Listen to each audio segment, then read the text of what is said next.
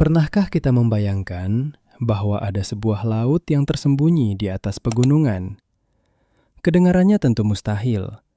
Namun di pedalaman Sumatera Barat, tepatnya di wilayah Kabupaten Pasaman Barat, terdapat sebuah danau yang memiliki nama sangat unik, Danau Laut Tinggal.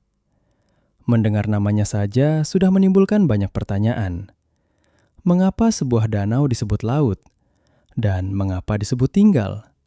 Seolah-olah danau ini adalah laut yang tertinggal di atas gunung. Danau yang tersembunyi. Danau Laut Tinggal bukanlah danau yang mudah dijangkau. Lokasinya berada di kawasan pegunungan Bukit Barisan yang masih dipenuhi hutan lebat. Untuk mencapainya, kita harus menempuh perjalanan yang cukup sulit. Jalur menuju danau ini melewati bukit-bukit terjal, hutan yang rapat, serta jalan setapak yang jarang dilalui. Airnya tenang berwarna hijau toska, dan dikelilingi pepohonan tinggi yang seolah menjaga tempat ini dari dunia luar. Saat kabut turun di pagi hari, suasana di sekitar danau terasa amat sunyi. Beberapa orang yang pernah ke tempat ini mengatakan bahwa suasananya terasa mistis dan penuh misteri. Asal-usul nama Laut Tinggal. Nama Danau Laut Tinggal sebenarnya berasal dari cerita masyarakat setempat. Menurut kisah yang beredar secara turun-temurun, dahulu wilayah ini dipercaya sebagai bagian dari lautan yang sangat luas. Namun, sebuah peristiwa besar terjadi dan laut itu perlahan surut atau terpisah dari wilayah sekitarnya. Sebagian besar air menghilang, namun ada satu bagian yang tertinggal di atas pegunungan. Dan bagian yang tertinggal inilah yang kemudian dikenal sebagai Laut Tinggal. Cerita ini memang lebih bersifat legenda, namun nama Laut Tinggal tetap melekat hingga sekarang. Tak ada kehidupan di dalamnya. Ada satu fakta menarik yang membuat Danau Laut Tinggal semakin terasa misterius. Berbeda dengan kebanyakan danau lainnya, hampir tidak ada kehidupan di dalam air danau ini. Tak ada ikan, bahkan hewan kecil yang biasanya hidup di danau pun hampir tidak ditemukan. Mengapa hal itu bisa terjadi? Jawabannya terletak pada tingkat keasaman airnya.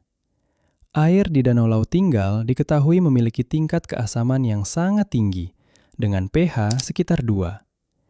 Sebagai perbandingan, air minum biasanya memiliki pH sekitar 6 hingga 7. Sedangkan pH 2 adalah tingkat keasaman yang sangat kuat, hampir setara dengan cairan asam alami. Dalam kondisi seperti ini, sebagian besar makhluk hidup tidak mampu bertahan. Itulah sebabnya danau ini terlihat sangat tenang, bahkan sedikit menyeramkan. Beberapa peneliti menduga tingkat keasaman ini berkaitan dengan aktivitas geologi di wilayah Sumatera Barat yang memang dikenal memiliki banyak gunung berapi aktif. Mineral dan gas dari dalam bumi dapat mempengaruhi komposisi air dan membuatnya menjadi sangat asam. Namun bagi masyarakat setempat, kondisi ini justru semakin memperkuat aura misteri danau tersebut. Danau yang terlihat senyap dan begitu tua. Kisah-kisah mistis. Danau Laut Tinggal juga memiliki berbagai cerita mistis. Sebagian masyarakat percaya bahwa tempat ini memiliki penghuni dari makhluk tak kasat mata.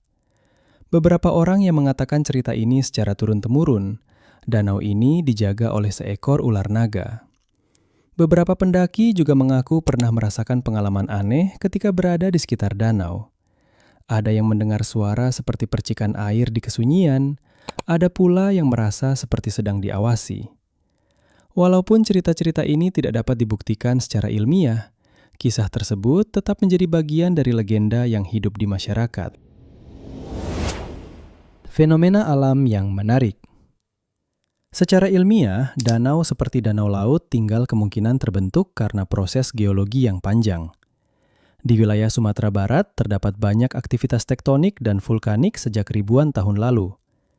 Pergerakan bumi dapat membentuk cekungan besar di pegunungan. Air hujan yang kemudian mengisi cekungan tersebut selama bertahun-tahun akhirnya membentuk sebuah danau. Teori lainnya, Bukit Barisan terbentuk karena aktivitas tektonik ketika lempeng Indo-Australia menekan lempeng Eurasia. Proses ini mengangkat daratan dari dasar laut selama jutaan tahun. Jadi, jika dulu daerah itu berada di bawah laut, itu terjadi sangat lama sekali, jutaan tahun sebelum manusia ada. Namun, bentuk dan lokasinya yang berada di ketinggian membuat banyak orang merasa seolah-olah ini benar-benar laut yang terjebak di atas gunung. Sisa banjir masa Nabi Nuh. Sebagian orang mengaitkan kisah ini dengan cerita besar yang dikenal dalam banyak tradisi dunia, yaitu banjir besar pada masa Nabi Nuh. Dalam berbagai kisah keagamaan, diceritakan bahwa pada masa itu, bumi pernah dilanda banjir besar yang menutupi hampir seluruh daratan. Air meluap, gunung-gunung terendam, dan hanya sedikit tempat yang tersisa. Jika peristiwa seperti itu pernah terjadi di masa lampau, maka muncul sebuah spekulasi menarik. Mungkinkah sebagian air laut pernah tertinggal di daerah-daerah pegunungan setelah air surut? Dan jika itu terjadi, apakah mungkin danau laut tinggal adalah salah satu jejaknya? Tentu saja hingga saat ini tidak ada bukti ilmiah yang memastikan hal tersebut. Terhubung dengan sejarah Minangkabau. Menariknya, dalam tradisi lisan masyarakat Minangkabau atau yang mereka sebut sebagai Tambo, juga terdapat kisah lama yang menggambarkan keadaan bumi yang sangat berbeda dari sekarang.